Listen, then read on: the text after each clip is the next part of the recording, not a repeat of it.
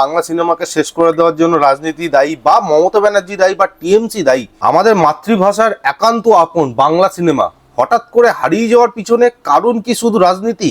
আজকালকার দিনে ছেলেমেয়েরা জানেই না এই বাংলা সিনেমার উত্থান কোথায় পতন কোথায়। অ্যাকচুয়ালি আজকে যে আমরা রাজনীতিকে দায়ী করি না যে বাংলা সিনেমাকে শেষ করে দেওয়ার জন্য রাজনীতি দায়ী বা মমতা ব্যানার্জি দায়ী বা টিএমসি দায়ী, সেই ক্ষেত্রে আমার মনে হয় এর ইতিহাসটা জানাটা খুব প্রয়োজন। সালটা তখন 2002, জিতের প্রথম মুভি আসে সাথী, যেটা বাংলা ইন্ডাস্ট্রিকে নতুন করে চলার পথ দেখিয়েছিল, নতুন করে বাঁচতে শিখিয়েছিল বাংলা ইন্ডাস্ট্রিকে।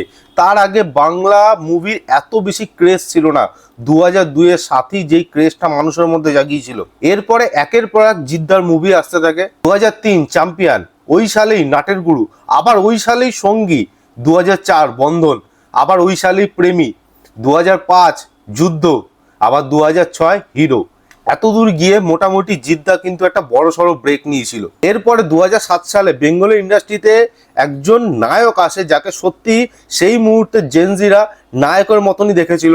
আজকের দিনে আপনি কি চোখে দেখেন সেটা মানে ব্যক্তিগত বিষয়, কারণ হচ্ছে তিনি আজকের দিনে তৃণমূলের সাংসদ। এরপরে আপনি কি চোখে দেখবেন সেটা আপনার ব্যক্তিগত বিষয়, আমি কিছু বলবো না। কিন্তু 2007 সালে ইন্ডাস্ট্রিকে আবার তুলতে বা নতুন আবার আর একটা পথ দেখাতে কিন্তু দেবের এন্ট্রি হয়। এবং প্রথম বই, অ্যাকচুয়ালি দেবের এটা প্রথম বই ছিল না, কিন্তু মানুষ মনে করে যে এটা প্রথম বই, তো সেই হিসাবেই চলি। আই লাভ ইউ, যেটা মারাত্মকভাবে সফল হয়েছিল। এরপরে 2008 প্রেমের কাহিনী, মন মানে না। 2009 চ্যালেঞ্জ, পরাণ যায় জলিয়ারে, দুজনে। 2010 বলো না তুমি আমার, সেদিন দেখা হয়েছিল, লে ছক্কা। এরপর 2011 সাল পাগলু, রোমিও। 2012 খোকা বাবু, চ্যালেঞ্জ 2, দুই পৃথিবী, যেটা খুব মারাত্মকভাবে পপুলার হয়েছিল।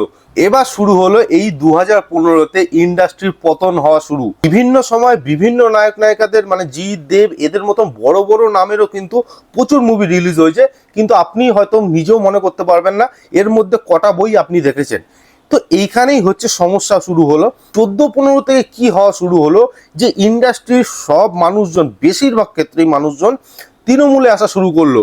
তখনও তারা হয়তো পুরোপুরি যুক্ত না হয়, কিন্তু 2020-21-এ গিয়ে পুরোপুরি তারা যুক্ত হয়ে যায়। 2002 থেকে যে উত্থান দিয়েছিল, 2014-15-তে গিয়ে সেই পতন কিন্তু বাংলা ইন্ডাস্ট্রি দেখেছে। 2015 পর থেকে বাংলা ইন্ডাস্ট্রি কমপ্লিটলি শুয়ে পড়ে, যেখানে মানুষ আর বাংলা মুভি দেখতে পছন্দ করে না। অ্যাকচুয়ালি তখন অভিনেতা কোথায়? সবাই নেতা তখন। 2020-22 আস্তে আস্তে একগুচ্ছ অভিনেতা নেতা হয়ে গেছে। তা আপনি আর বাংলা ইন্ডাস্ট্রিকে কোথায় খুঁজে পাবেন? তো এটাই ছিল বাংলা ইন্ডাস্ট্রির আজকের দিনের পতনের কারণ বলে আমি যেটাকে মনে করি। আর আপনিও যদি আমার কথার সঙ্গে সহমত হয়ে থাকেন, তাহলে অবশ্যই কিন্তু চ্যানেলটা সাবস্ক্রাইব করবেন, ভিডিওটাকে লাইক করবেন, শেয়ার করবেন, আর নিজের মতামত অবশ্যই কিন্তু কমেন্ট সেকশনে জানিয়ে যাবেন।